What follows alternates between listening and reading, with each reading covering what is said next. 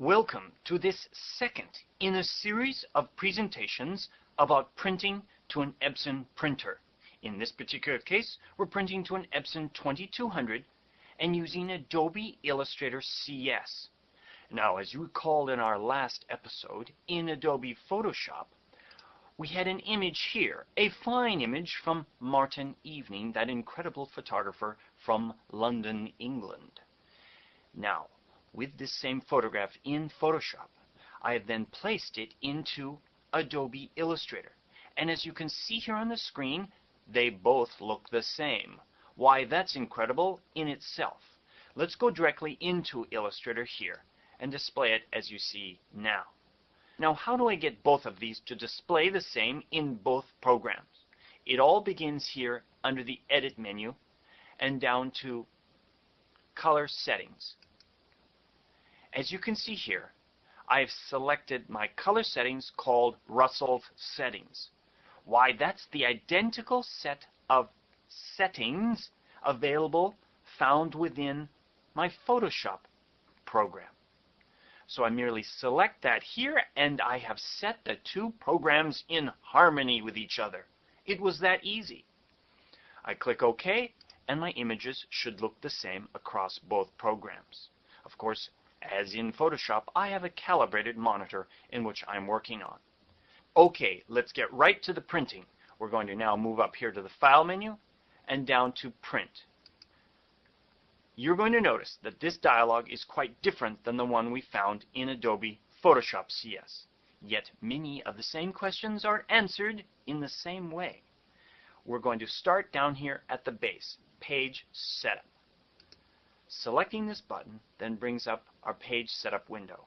I want to select the format for the Stylus Photo 2200 in this case. Set up my page size and orientation and click OK. Next, and moving over here to Printer. By the way, the order in which you do these does not seem to matter. Just make sure you do them all. Printer. Now, the moment I click this button, we have moved into the Epson controls for printing. There's two different worlds here. Previously we were in Illustrator's controls. Now we're in the Epson controls. It's a concept you have to start to understand to capture how to print correctly. As you notice here, the preset that I created earlier in Adobe Photoshop is still here. The Matte 1440 standard. I can select that and all my settings within this dialog will be set correctly. Let's just double check them. Under Copies and Pages, clicking here, move down to Print Settings. As you recall, in my last movie, we set this to Enhanced Matte Paper. That is correct.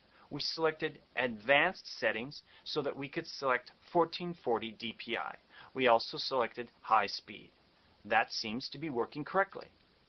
Let's go to Color Management. Most critical, no color management. Remember, we're in the Epson side of printing. We do not want Epson to double up our color management.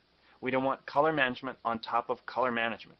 So in this case, no color management on the Epson side because Illustrator is doing the color management for us. Okay? We can now select Print. That seems crazy. We're not actually printing, we're merely setting those settings into place here. The actual printing will be done by selecting this button here within Illustrator. One more thing to do. Up here, Color Management, found within this list. So, the source space is Adobe RGB. This photo that we placed here within Illustrator was exported and saved with its source profile included with the file. The print space here, we've selected the profile for the target paper and ink set that we're using. In this case, the Enhanced Matte Paper using the Matte Inks or MK for Matte Black. This is critical. Now we have successfully answered all the necessary questions to get an exact print that will look the same as the print that came out of Photoshop. As an added detail, you could go up here under the print presets and save this preset under an exact name that you could pull back up and use under future printing projects. At this time, you would select Print. I'm going to go back into Illustrator and talk about a few other issues. I'm going to zoom back out on this image and add some other graphics to this image. I'm going to bring in a black and white photo because when doing print samples and print studies, if you print a black and white image, I often find that I can detect color shifts that might take place within my profiles. A black and white image could shift a little warm or a little cool, and it's a great way to test your profiles. The next thing I'm bringing in is some PostScript text or graphics. I'm printing to a non-PostScript printer. How will these PostScript graphics behave when printed to a non-PostScript printer? And finally, how will saturated colors behave when printing to an Epson printer? In this case, you can see I have some very saturated, bright colors. They display very nicely on the screen, but how will those colors display and print on the target printer? How can we see this? There's a great technique that I want to show you in this movie. It's up here under the View menu, and it's called Soft Proofing. I'm going to go here to Proof Setup and over to Custom. Now this is a little complex. Stop the movie now if your brain is going to explode, but if you want to know a really cool thing about proofing your page and seeing the colors on your page the way they're going to print, keep on going. So, under this Proof Setup, notice that I've selected the SP2200 Enhanced Matte because that is the destination that this print is going to. And if I select that and click OK, I want you to take a look at the colors here across the top. Watch what happens when I click OK. That's right, they desaturated. They have moved into the range of possible colors that can print on this particular Epson printer. And the profile makes that possible to see them. It's a great way of helping you design and limiting yourself to the available colors for your target printing. Okay, enough of that. Let's talk about text a bit. When printing PostScript text to a non-PostScript printer like the Epson 2200, sometimes you can get some ragged edges to your text. You cannot see them here because of the display, but along the edges, the curved edges, you can get some stair-stepping. My recommendation is that if you want to get rid of these problems, you can then rasterize your text within this page. To do that, you select your text before you print, and I highly recommend saving the document first, then rasterizing the text before you print, because you may want to edit this text in the future. So with this text selected, we go to Object and Rasterize. Now, the resolution is critical. My vast experimentation has shown that you should not go below 240 ppi or pixels per inch.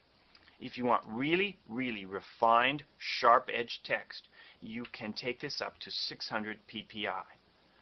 You can also optimize the anti-aliasing down here for hinted text or super sampling for art optimization. I find, however, that when moving to a level of 600 ppi here, that if I set this to none, I get very good results, especially if I plan on reproducing this with pre-press dots. Be very careful of text that has anti-aliasing to it that you're going to use in a pre-press situation, because if the text is screened, you will see the screen on the edge of the text. Just a warning. So when I create text that's going to move on to other applications, I usually turn the anti-aliasing off or to none. Okay, enough of that. And as I said earlier, I placed this black and white image in here because it helps me see the results when I print. So there you have it. You've seen the workflow process to getting your images to print from Adobe Illustrator exactly the same way as they print from Photoshop. And on top of that, I demonstrated the way to soft proof your image here under the proof setup. So here's before, and then here is after. Give this technique a try the next time you print from Adobe Illustrator.